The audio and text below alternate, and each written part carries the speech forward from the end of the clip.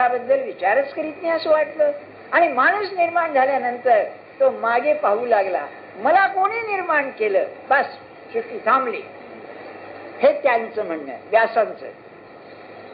अलीकडे ख्रिश्चन पादरी होऊन गेला, त्याला काढून टाकला धर्मातून त्याने की नाही याचा अभ्यास करून, तेयार्ड शार्लिन असं तो फ्रेंच वंश होता, त्याने की नाही माणसाबद्दल लिहिलंय.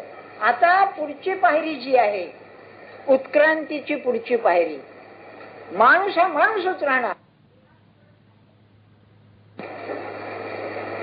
देहाने फरक नाहीये, पण माणसाच्या शक्तीमध्ये फरक आहे. आणि त्याचा फायदा यांनी घेतला अरविंदांनी. आणि अरविंदांचं म्हणणं असं, आता उत्क्रांतीची पुढची पायरी म्हणजे आता पण बुद्धीनं काम केलं, आता स्फूर्तीनं काम होईल, प्रतिभेनं काम होईल. जसं सत्पुरुषानं असतं एकदम कळतं ते होईल म्हणजे असं त्यांचं म्हणणं अरविंदांचं. बरं का, असू द्या. हा काही किती सांगितलं ना प्रोफेसर संचारला म्हणजे असं होतंय. बरं, अजून आठवतंय म्हणून, नाही तर काय कुठं आठवत. सांगण्याचा हेतू काय माझा, तर त्यांना ज्ञानेश्वर महाराजांना काय म्हणायचं आहे, माणूस निर्माण झाला. माणूस निर्माण झाल्यावर तर माणसाचं वैशिष्ट्य काय, तर म्हणे माणूस संकल्प करतो. संकल्प म्हणजे काय, संकल्पाला 3 अंग आहेत. पहिला असेल तर बुद्धीचं अंग आहे, बुद्धी ठरवते आमकं करायचं. बरं का, डिसिजन, कन्क्लुजन नव्हे, ते लॉजिक आहे. डिसिजन आमकं करायचं. नंतर ते करायचं ठरलं, पण करण्याला लागणारी जी शक्ती आहे ती शक्ती असल्याशिवाय संकल्प काम करीत नाही. त्याला विल असं म्हणतात. ठरलं आमकं करायचंय, पण ते करण्याला लागणारी जी शक्ती आहे ती, आणि ती अध्यात्मात कमी पडते. खूप नाम घ्यावं हो, पण जेवण झालं की झोपून जातो, कसलं नामन कसलं काय, ती शक्तीच नाही. ती शक्ती विल. आणि तिसरी गोष्ट प्रत्यक्ष कृती. नाही तर संकल्पाला काय अर्थ आहे, संकल्पाला शक्ती आहे, ठरलंय, पण जर कृती घडली नाही तर काही नाही. बरं, संकल्पाला 3 अंग आहेत. तेव्हा माणूस जेव्हा आला त्यावेळेला त्याला संकल्प करण्याची शक्ती आहे.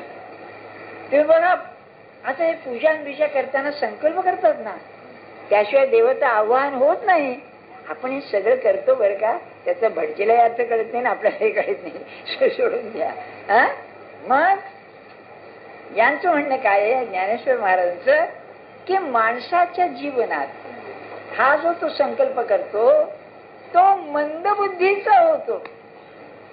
त्यांनी काय म्हणलेलं आहे, संकल्प संध्याकाळची वेळ झाली, संकल्प करण्याची वेळ संध्याकाळ झाली, त्यामुळे लाईट कमी झाला, झांबळ झांबळ झालं. आणि मग त्याच्यामध्ये तो त्यांनी संकल्प केला, तेव्हा जे खरं दिसायला पाहिजे ते दिसेना. म्हणजे अज्ञानामुळे माणूस जे जगाबद्दल ठरवतो ते सदोष असतं असं त्यांना सांगायचं. आणि त्यामुळं जगत पाहताना तो त्या संकल्पाच्या द्वारा पाहतो. आणखी उभी सांगून ठेवतो. ज्ञानेश्वर महाराजांनी म्हणलंय, माझेनी अनुसंधाने देख.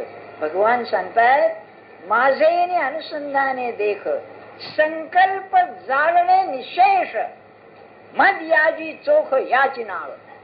बरं का, मद याजी माम नमस्कुरु हा जो श्लोक आहे ना, याजी म्हणजे पूजा, याजट वर्शिप. माझी पूजा कशी आहे, तर मी अमुक करीन, मी अमुक करणार नाही, हा जो संकल्प आहे हा निश्चय जाळून टाकणं, भगवंतावरती सोडणं, ही खरी पूजा आहे. सांगून ठेवतो आपलं बघा. आमच्या संकल्पाला पार पडतच नाही पाहताना तुम्ही. आणि म्हणून लग्नाची तुम्ही पत्रिका पाहिली असेल, त्या कुलदेवतेला प्रसन्न, गणपतीला प्रसन्न, गुरुला प्रसन्न, आणखी कोणी आली त्याला सगळ्यांना बाबा या आणखी पार पाडा. कारण काय होईल कोणा ठेवू. आता त्यातल्या लव्ह मॅरेज असले तर काय करतात कोणा ठेवू, परंतु नाही का, कारण पार पडेल संकल्प, याची शाश्वती नाही ना, भरोसा नाही.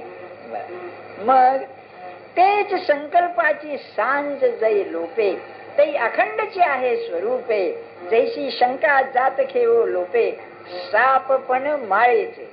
मला जे जग दिसतंय ते माझं जग आहे, खरं जग नाही. तुम्हाला माहितीये ना, मी अगदी तुम्हाला माझ्या सगळं प्रेमाने बोलतोय. आपण जेव्हा इथे बसतो ना रविवारी, प्रत्येक जण घरचे लफडे येऊन इथे बसतो. मी तरी बसतो, आता तुमचं तुम्ही बघा. नाही का, घरी नवरा बायकोचं भांडण झालं ते विसरून येत नाही, ते येऊन येतो. काही पैशाचे लफडे असले ते येऊन येतो. सगळं की नाही त्या दृष्टिकोन ठेवूनच ऐकतो ज्ञानेश्वरी. म्हणजे आत किती जात असेल राम जाणे, सांगणाऱ्याची जात नाही तर ऐकणाऱ्याची कुठे ऐकून आठवत नाही का. म्हणजे प्रत्येक मनुष्य आपल्या जगामध्ये जगतो, हे खरं आहे. Every man lives in a world of his own. त्याचा दृष्टिकोन पैसेवाला असला त्याचा तो दृष्टिकोन. आता तुम्ही राजकारणाचं बघा, तुम्हाला असं वाटतं त्यांना तुम्ही ज्ञानेश्वरी ऐकवली बरं का. एक गंमत सांगतो. एक राजकारणी पुरुष आहेत, त्यांचं आम्हाला बोलावून आलं की दिल्लीला या तुम्ही आणि 8 दिवस भागवत सांगा. मला भागवत येत नाही, नुसतं वाचून निराळं ते सांगणं ते आपल्याला नाही जात बरं का. माझ्या मनात आलं हे राजकारणी लोक यांच्या 1000 लफडे असणार, त्यात काँग्रेसवाल्यांचं बोलूच नका बरं का. असं असून त्यांना भागवत सांगायचं म्हणजे ऐकणाऱ्याची काय भूमिका असेल याचा विचार करा. म्हणून ज्ञानेश्वर महाराज म्हणतायत की माझं स्वरूप म्हणजे परमात्मा म्हणतोय, माझं स्वरूप कोणाला खरं दिसेल की ज्याचा संकल्प शुद्ध झाला त्याला दिसेल. आणि माझं मत असं आहे, माझं मत म्हणून सांगतोय, सत्पुरुषाची करामत असेल तर तुमचा संकल्प शुद्ध करणं हे करामत आहे. बस. मी नाम कशाकरता घ्यायचं मग किंवा जीवन कशाकरता जगायचं हे संकल्प शुद्ध करणं हे त्याचं काम आहे. म्हणजे परमात्मा स्वरूपाचं दर्शन व्हावं म्हणून जो जगतो त्याचा संकल्प शुद्ध आहे. म्हणून सत्य संकल्पाचा दाता भगवान, सर्व करी पूर्ण मनोरथ. तो सत्य संकल्पाचा म्हणजे परमात्मा करता त्याचा संकल्प आहे, तो निस्वार्थीच असतो अत्यंत नाही का. सत्पुरुषाला तुम्ही ईश्वराचं दर्शन घ्यावं याच्या पलीकडे अपेक्षा नसते, तुमचं कल्याण व्हावं हीच अपेक्षा असो. म्हणून साप पण माळेचे. ज्ञानेश्वर महाराज असं म्हणतायत की एक साप पडलेला आहे, आपलं माळ पडलेली आहे, ते दोरी आणि सापाचंच उदाहरण. आणि तुम्हाला वाटलं हा सर्प आहे, तर अंधार हा अज्ञान, ते अज्ञान सुद्धा कसं अर्धवट अज्ञान. पशुचं बरं, माणसाला मला अज्ञान आहे जाणीव आहे म्हणजे त्याला ज्ञानाची कडा आहे. त्याला की नाही बर्ड्सनी फार उत्तम उदाहरण दिलंय. Silver lining to the cloud. काय बघा, जसं एक ढग आहे त्याच्या भोवती प्रकाशाचं जसं हे आहे आवरण आहे, तसं माणसामध्ये अज्ञान आहे पण त्याला ज्ञानाची कडा आहे. म्हणून तो धडपड करतो ना. तेव्हा त्याचं अज्ञान नाहीस झालं म्हणजे जसं ही माळ आहे हा साप नाही असं म्हणल्यावर ती माळ सत्याची कळते. तसं संकल्प शुद्ध झाला की जगत जगत रूपानं न दिसता परमात्मा स्वरूप दिसते. पुढे म्हणाले येरवई तरी भूमी आतून स्वयंभ काय घडे या गाडगे यांचे निगती कोंब परिते गुलालमतीचे गर्भ उमटले की. आता हे विश्व का तयार होतं याचे की नाही 2-3 दृष्टांत देतात. पहिला दिला मी सांगतो आपल्याला. दुसरा ना तरी सागरींच्या पाणी काय तरंगाची आहाती खाणी ते अवांतर करणे वार्याची नव्हे. पाहे पा कापसाच्या पोटी काय कपडाची होती पेटी तो वेडत याची आधीची कापड जाहला. जरी सोने लेणे होऊन घडे तरी तयाचे सोने पण न मोडे. येर अलंकार हे वरिचिरीकडे लेत्याचे निभावे. 4 दृष्टांत आहे. पहिला दृष्टांत, जमीन आहे, पृथ्वी आहे, ती माती, त्या मातीतून तुम्ही मडकी तयार केली तर काय आपोआप मडकी तयार होतात? नाही.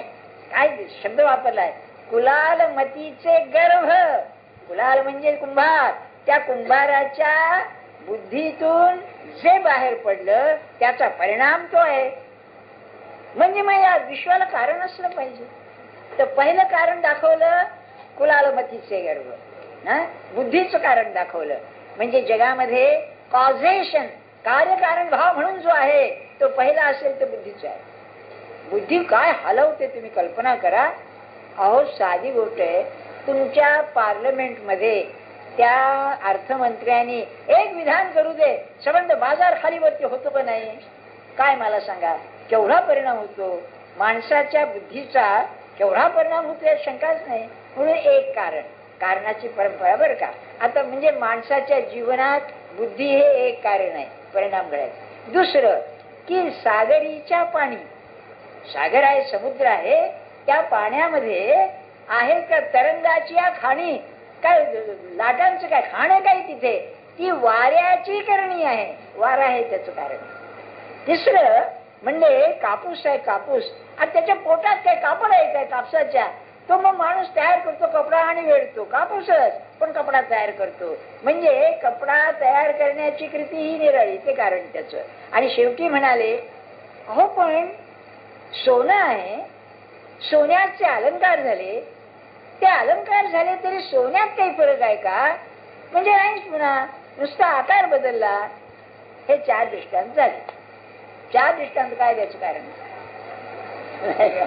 मी तुम्हाला मागच्या रविवारी सांगितलंय, तुम्ही पुढच्या रविवारी नाही आलात तर चालेल, हे उगी डोक्याला ताप द्यायचं शिकलं कारण नाही का? आता बघा, आपण जगात जे कार्यकारण भाव पाहतो ना, आपल्याला त्याशिवाय चैनच पडत नाही, नाही का? तुम्हाला माहिती असेल, आता मला अलीकडे अनुभव नाही, फास्ट गाडी असते आणि ती 2 स्टेशनात थांबते, बरोबर बरोबर, फास्ट म्हणजे की थांबायचीच ती. आणि मग लोकांना ऑफिसला न्यायला वेळेवर जायचं असतं, मग क्या हुआ क्या हुआ कोणाला माहिती नसतं बरं का क्या हुआ ते, पण सरकार ऐसी आहे बरं असं कोणी म्हणतो, अरे ड्रायव्हर बदमाश आहे असं दुसरा म्हणतो, तिसरा म्हणतो अरे क्या रेल्वे आहे क्या ऐसी चल, कोणाला कारण माहिती नाही, आपापलं कारण काढतो. होय ना? जगामध्ये कारण एक नाहीये, कारण अनेक आहे. त्यात पहिलं कारण असेल तर बुद्धी. कोणाच्या डोक्यातून काय कल्पना निघेल. मी अगदी गमतीचं उदाहरण म्हणून सांगतो. आपल्याकडे तो हा होता ना पंतप्रधान आपला, बरं का, त्यांनी ते मंडल कमिशनचं काढलं की नाही, त्याच्या डोक्यातून काढलं, ते खरकटा अजून चालू आहे सगळं, बरं का. म्हणजे कोणाच्या डोक्यातून काय कल्पना निघेल, काय बोलायची सोय नाही, नाही का? असं असं करावं, हा गप्प बसतो, पण चालली गाडी, चालले करावं म्हणलं की चालले, नाही का? आणि लक्षात ठेवा, खऱ्या पुढाऱ्याचं लक्षण असं आहे की जे आपल्या बुद्धीला पटलं ते संबंध समाजामध्ये प्रसार करणं, हे त्याचं काम आहे. बुद्धीवर परिणाम करणं आहे. कम्युनिझम मध्ये काय होतं मला सांगा? धर्मासारखं त्यांनी लोकांच्या मनावर परिणाम केला. 50 वर्ष 1918 ते अलीकडे गोरबाचेव पर्यंत काय प्रसंग, जबरदस्त हे होतं, पण ते विरलं की गेलं सगळं. पण संतांचं मनावरचा परिणाम वर्षानुवर्ष झाला तरी आलं. ज्ञानेश्वरीचं पहा, 700 वर्ष झाले. बुद्धीचं काम हे असं आहे, ती परमात्मा स्वरूपाला स्थिर झालेली बुद्धीला कशी आहे. आणि तुम्हाला दुसरं एक सहज सांगून ठेवतो. काय आहे, माझी भाषा तुम्हाला आजची जरा चमत्कारिक वाटेल, पण हे लक्षात ठेवण्यासारखं आहे. परमार्थामध्ये जर पाया असेल तर स्थिर बुद्धी हा पाया आहे. माझं खरं पाहिजे, निश्चित पाहिजे, चुकीचं असलं तरी निश्चित पाहिजे. आणि आपलं खरं असून सुद्धा निश्चित नसतं. काय करावं, बरोबर आहे की नाही, चूक आहे की नाही, आमका आहे की नाही, तमका आहे की नाही. आपण औषध घेतो त्याचा आपल्या औषधावर सुद्धा खरा विश्वास नसतो आपल्याला. डॉक्टर वरती असतो पण पैसे फार घेत असणार तर तोही नसतो, नाही का? कुठे मला सांग, कुठे आपली निष्ठा आहे? तुम्ही विचार करा, कशावरती, कुठे, कशी निष्ठा आहे? मग नामावरती जाऊच द्या, नाही का? म्हणून त्याने काय उपाय केला संतांनी, म्हणून विचारलो, एक दगड आहे, त्यावरती सारखं पाणी टाकलं तर दगड सुद्धा झेजतो. तसं माणसाच्या मनावर श्रवणानं सारखा परिणाम करायचा म्हणजे लेखाचा झेजतो. आपलं कसं होतं, समर्थाने सांगितलंय तसं, दगड जर तुम्ही छटले काढलात तर तो रात्रभर तसाच राहतो. माणूस दुसऱ्याशी ऐकायला आला की पूर्वीसारखा पुन्हा. आता काय करावं म्हणाले, तर हे समर्थानेच म्हणावं बरं का, आपल्यासारख्याचं काम नाही आहे. पण श्रवणाचं हे असं आहे, बुद्धीची स्थैर्य पाहिजे. तेव्हा पहिलं कारण असेल जगामध्ये कार्यकारण भावाला, पहिलं अंग विचार, बरं हे असं. दुसरा ते त्यांनी सांगितलं, कुलालमतीचे गर्भ, त्यांनी सांगितलं नाही का, ते आहे. दुसरं, सागरीच्या पाणी काय आहे तर तरंगाची या खाणी, हे वाऱ्याची करणी नव्हे, अवांतर करणी नव्हे, आकाशातून वायू निर्माण झाला बघा. आणि तो वायू त्याच्या खालचं जे भूत आहे पाणी, त्याच्यामध्ये फरक करू लागला. तेव्हा जगामध्ये कारणाचा आणि कार्याचा तिसरा प्रकार आहे. एका वस्तूतूनच कार्य आणि कारण सुरुवात व्हायला लागते, त्याच्यातूनच ते होतं. विशेषतः रसायनशास्त्रामध्ये तुम्ही जे मिश्र करता, मिश्रण, त्यातून नवीन नवीन तऱ्हा निर्माण झाला. ॲल्युमिनियम आपण काढलं, स्टेनलेस स्टील काढलं, नव्हे. आपल्याकडे की नाही सोन्याची अंगठी म्हणजे काय हो, बाहेर सोन्याची अंगठी, प्लॅटिनमची अंगठी काढतात आता, आणि ती सोन्यापेक्षा महाग असते प्लॅटिनमची. काय करतात, मिश्र करतात, त्यातूनच ते निर्माण होतं. हा तिसरा प्रकार कार्यकारणाचा. कशाला सांगावं असं वाटतंय बा मला. आले थोडी वेळ राहिली, 10 मिनिटं राहिले.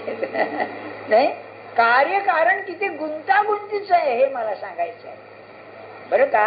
म्हणून न्यायशास्त्रामध्ये, न्याय सिस्टम जे ना, न्याय दर्शन, त्याला कारण सामग्री म्हटलेलं आहे. इंग्लिश मध्ये शब्द छान आहे, टोटॅलिटी ऑफ कंडिशन्स. ते सगळं जमून आल्याशिवाय तो बरा होत नाही. एखादा मनुष्य आजारी आहे, त्याला पथ्य पाहिजे, डॉक्टर चांगला पाहिजे, औषध पाहिजे, त्याची सर्वांनी नर्सिंग चांगलं व्हायला पाहिजे, सगळं जमून आलं, त्याची मनस्थिती चांगली पाहिजे, तो बरा व्हायचा. याला कारण सामग्री असं म्हणतात. आपण काय करतो, त्यातलं मुख्य कारण धरतो, आपल्याला आवडेल ते आमच्यामुळे झालं. तुम्हाला माहिती असेल ना, लहान मुलांना लागलं किंवा पडलं, याने मला शिवी दिली म्हणून मला लागलं असं म्हणतात ना, नाही का. म्हणजे काय, काहीतरी कारण काढायचं, हे असं लेखावलं. पण कारण हे फार बहुरंगी आहे. तर तिसरं कारण त्यांनी सांगितलं की वारा जेव्हा तरंग निर्माण करतो तेव्हा तो त्या पाण्यामधून करतो, आणि पाण्यामधून नव्हे, पंचमहाभूतापैकी असून त्यामध्ये निर्माण करतो. पुढे म्हणाले, पाहे पा कापसाच्या पोटी काय कपड्याच्या गाठी पेट्या आहेत, तो वेढत याच्या कापड जायला. ज्ञानेश्वर महाराज 700 वर्षापूर्वी होते. आज जर त्यांना मुंबईत आणलं आणि जरा बाजारात फिरवलं संध्याकाळी, बाबा काय कापड आहे म्हणायला लागलं. आणि कापडाची किमती तुम्हाला माहिती आहेत ना. ते मला एक गृहस्थाची गोष्ट आठवते. ते वडील होते, रिटायर झालेले, मामूली मनुष्य बरं का. त्यांच्या मुलांनी जोडा आणला बरं का, बाटाचा जोडा आणला. त्याला 200 रुपये पडले. सहज विचारलं, काय पडले रे 200 रुपये. मला पुन्हा सांगू नको, माझा हात फेल होईल म्हणाले. आता चपला, कोल्हापुरी चप्पल आम्ही 1.5 रुपयाला घेतली, वर्षभर वापरायची. आता 200 300 रुपये चपलेला पडतात, मग चोरीला जातात. काय चूक आहे मला सांगा, नाही का. पादत्राण जातो चोरीला. बरं, गंमत अशी, आपल्याकडे नियम असा आहे, देवाच्या दर्शनाला जायचं म्हणजे चप्पल बाहेर काढून जायचं, नाही तर प्लॅस्टिकच्या पिशवीत घालून जाता येत नाही हो. आपल्यालाच वाटतं शिस्त काय करावं, नाही का. नाही, कसं आहे बघा. तर म्हणले, कापड जे आहे ते कापड तुम्ही बनवता आणि मग कापूस कापडासारखा होतो. तुलसीदासांनी एक फार सुंदर दृष्टांत दिला. काय म्हणाले, कापसाचा जर गुण असेल तर संतासारखा आहे. तो कसा आहे, तर आपण आपलं स्वरूप बदलतो आणि वस्त्र म्हणतो आणि लोकांचा देह झाकतो. तसं संत हा जो आहे तो आपल्या गुणाने लोकांचा देह झाकतो, त्याचे दोष झाकून घेतो. मग शेवटी सांगून सोन्याचं उदाहरण दिलं. याच्यामध्ये ज्ञानेश्वर महाराजांचा फ्रंट बदलला. आतापर्यंत काय सांगितलं, प्रत्यक्ष जीवनात काय होतं सांगितलं. समुद्राचं तरंग काय, कापडाचं काय, किंवा ते पहिल्यांदा घडे गागडे यांचे ते काय, सगळं ऑब्जेक्टिव्ह आहे, वस्तुस्थितीला आहे. आता म्हणाले कारण म्हणजे याच्या स्वतःच फरक होतो. तो काय होतो, सोनं आहे, त्या सोन्याचं तुम्ही जर अलंकार केले तर फरक काय झाला, फक्त रूप बदललं. ते रूप बदललं म्हणजे माझ्या दृष्टीने रूप बदललं, सोनं सोनच आहे. तसं परमात्मा या जगामध्ये अनेक कार्यकारण रूपाने जरी दिसला तरी अखेर त्याच्यामध्ये फरक होत नाही, माझ्या दृष्टीत फरक होतो म्हणून त्याला दिसतो. याचा अर्थ काय, याचा अर्थ मूळ श्लोक असा आहे, या विश्वाला संबंध परमात्मा व्यापून आहे. मया ततमिदं सर्वम हा श्लोक आहे ना, जगद अव्यक्त मूर्तीना, जे अव्यक्त मी आहे त्याने हा जगत व्यापून आहे. तर हे जे व्यक्त आहे ते अव्यक्तातून येतं बरं का. ते अव्यक्त व्यक्त शब्द जरा जुने आहेत, नको आपण. रूप आणि अरूप हे सगळं रूपात्मक आहे, आणि रूप हे सगळं अरूपातून येतं. आईच्या पोटात जेव्हा गर्भधारणा होते तेव्हा त्याला काय रूप असतं, पण पुढे रूप धारण करतं. म्हणजे या जगात काय तर आहे, शक्ती 3 सांगितल्या, शक्तीची 3 अंग. एक मुद्दा सांगायचा राहिला, या 3 अंगांना एक शब्द आहे, त्याला माहेश्वरी म्हणतात. माहेश्वरी, महाईश्वरी, ईश्वरी शक्ती आहे ती बरं. तेव्हा ही माहेश्वरी 3 अंगांनी, महालक्ष्मी, महासरस्वती आणि महाकाली ते नमः म्हणून नाही का ते भटजी सांगतात, अशी 3 अंग आहेत तिची. तेव्हा या विश्वामध्ये जर हा कार्यकारण भाव असा बहुरंगी आहे तर बाहेर आहे ठीक आहे, पण माझी दृष्टी कशी पाहिजे? माझी दृष्टी म्हणजे आज मी जे अज्ञानानं संकल्प करून पाहतो तो न पाहताना स्वच्छ मनाने संकल्प रहित होऊन पाहणं म्हणजे जसं स्वरूप आहे तसं कळेल. म्हणजे त्याला सोन्याचं अरूप असलेलं रूप झालेलं दिसेल. म्हणजे यात फरक काही नाही. अहो एवढ्याने थांबत नाही. विश्वामध्ये काय चाललंय? खेळ चाललाय. अरूप रूप घेत, रूप अरूपात नाही सोडत. साधे मराठी शब्द वापरू का? इंग्लिश वरून मी वापरतोय. जे असणं आहे ते होणं होत. बिईंग बिकमिंग जे आहे ते होत आणि होत ते पुन्हा आहे. त्यांचा अरूपातून रूप येत, रूपातून अरूप पुन्हा जात. हा खेळ चाललेला आहे. आणि हा खेळ शक्ती घडवून आणते. ती शक्ती माणसामध्ये अज्ञानामुळे संकल्प निर्माण करते. तर संकल्प शुद्ध झाला की शक्तीचा खेळ समजतो, तोपर्यंत समजत नाही. बर मग काय होतं? मग परमात्मा शक्तीला धारण करतोय, त्याच्याशी तादात्म्यानं ती आहे. म्हणून जे जे घडतं ते ईश्वराच्या इच्छेने घडतं असं म्हणायचं. मला एक आठवतं बघा, ज्ञानेश्वरीचा संबंध म्हणून तुम्हाला माहिती असेल दांडेकरांची आहे तशी की नाही साखरे बाबांची ज्ञानेश्वरी आहे. तर साखरे बाबांची ज्ञानेश्वरीचं मर्म असं आहे की त्यांना फार आवड ज्ञानेश्वरीची. म्हणून त्यांनी 40 दिवस आळंदीला जाऊन उपवास केला. आणि परमात्मा ज्ञानेश्वर महाराज प्रसन्न होऊन आले, म्हणाले की तू जो अर्थ सांगशील तो माझा अर्थ आहे असं समज. हो, तर त्यांची अवस्था सांगतो आपल्याला. रात्रंदिवस ज्ञानेश्वरी शिवाय विषय नाही. झोपेत रात्री बडबडले तर ओव्या बडबडायची ज्ञानेश्वरी.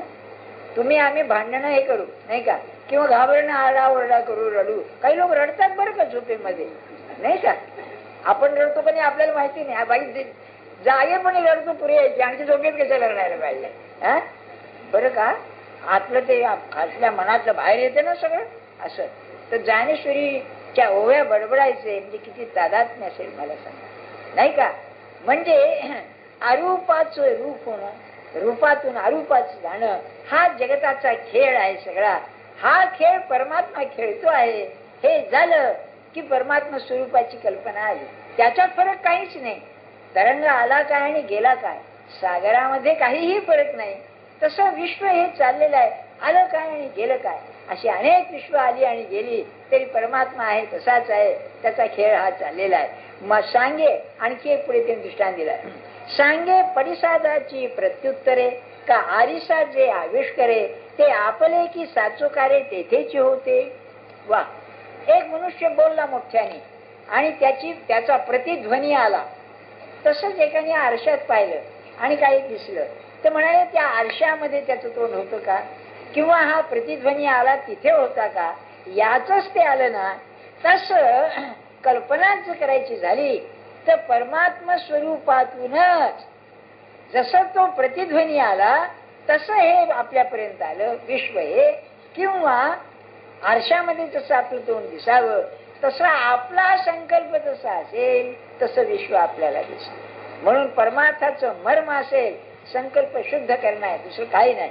शेवटी म्हणाले तैसे ये निर्मळ माझ्या स्वरूपी जो भूत भावना आरोपी तयासी तयाच्या संकल्पी भूताभासू असे. म्हणून माझ्या स्वरूपात परमात्मा म्हणतायत शुद्ध स्वरूपात. हे जग नाही, अमकं नाही, तमकं नाही, मी आहे नुसता आहे. तू जसा संकल्प करशील तसा तो आहे. आता 2 मिनिटात सांगतो आपल्या याचं महत्व. समजा तुम्हाला ताप आलाय आणि डॉक्टर सांगतोय, हे मी काहीतरी सांगतो समजू नका, ऍबनॉर्मल सायकॉलॉजी मध्ये याचं उदाहरण आहे. आणि डॉक्टर म्हणा हो तुम्हाला टायफॉइड झालाय, हो आता किती दिवस लागतील कोणाला ठाऊक. तुम्ही जर संकल्प केला म्हणजे मनाने निश्चय केला नाही मला साधा ताप आहे, तुमचा ताप लगेच उतरेल. याच्याकडे उत्तम उदाहरण सांगतो आपल्याला. एक बाई आर्थरायटिसने आजारी होती, गुडघे धरलेले, हात पाय सांधे धरलेले. एक पादरी इंग्लंड मध्ये होता, तो की नाही जीससच्या विश्वासावरती हे रोग बरे करायचा. तेव्हा चर्चमध्ये असे ती बाई टॅक्सी मधून आली तिला 2 माणसांनी धरून खाली अशी आणली. तो आला आणि म्हणाला, तुझा कोणावर विश्वास आहे? माझा जीससवर विश्वास आहे ना. म्हणाला, जीसस मला सांगतोय की हिला घेऊन चालत जा. त्या चर्चच्या भोवती, अहो मला चालता येत नाही, तू चल माझ्या बरोबर. धरून धरून एक 5 पावलं 10 पावलं 25 पावलं कसं तरी नेलं आणि तिला धक्का, ते बरोबर चालायला लागली. शेवटी तिला पळायला लावली त्याच्या भोवती. याला महाराज फार अप्रतिम उदाहरण सांगायचे. कसा संकल्प असतो बघा, बदलतो संकल्प. असा एक मनुष्य होता, त्याच्या खालचं अंग पॅरलाइज झालं होतं, गेलेलं होतं. पण तो की नाही बरा व्हायचं मनात आणायचंच नाही, श्रीमंत माणूस. तेव्हा एक वैद्य भेटला. त्याने काय केलं, त्याला उपाय करतो म्हणाला. नोकर चाकर बरोबर असायचे. मोटारीतून गेला एका शेतात बसवला आणि मोटार काढून घेतली. ते सर्व नोकर लोक सुद्धा तिथून नाहीसे झाले आणि मागे एक गवताला आग लागून गेली. लागला ओरडायला, अरे मला हे करा आमकं करा. कोणी नाही म्हणजे उठून पळायला लागला. पण आता 1-2 मिनिटं आणखी सांगतो. याही पेक्षा ही गोष्ट झाली, खरी झालेली गोष्ट सांगतो. इथे एक पारशी बाई होती. तिचे की नाही हात असे झाले, काहीतरी आळस दिला असेल आणि ते तसेच ते खाली येणार. किती प्रयत्न केला हा करायची, हात काही खाली येणार. मग आता अलीकडच्या पद्धतीप्रमाणे तिला नेलं फ्रान्समध्ये. अमेरिकेत नेली नाही, फ्रान्समध्ये. तिथे एक म्हातारा डॉक्टर भेटला. मी हिला बरी करतो म्हणाला. तेव्हा सगळे 5-50 लोक जमले आणि हा आला. बघा म्हणला, आता हिला कमी करतो. ते हात असे करून आपली उभी. त्याने काय केलं, भारतीय पारशी बाई ती साडी नेसलेली होती, तिची साडी ओढली झालं धरण. ओढलं बरोबर म्हणले, हात खाली गेले. असं संकल्पाचं आहे. असं काहीतरी होऊन आपला संकल्प बदलला तर अशा आहे काहीतरी. त्याच्या पुढच्या रविवारी बघू आपण. जानकी जीवन स्मरण जय जय राम, रघुपती राघव राजा राम, पतित पावन सीताराम. राम रघुपती राघव राजा राम, पतित पावन सीताराम. राम रघुपती राघव राजा राम, पतित पावन सीताराम. जानकी जीवन स्मरण जय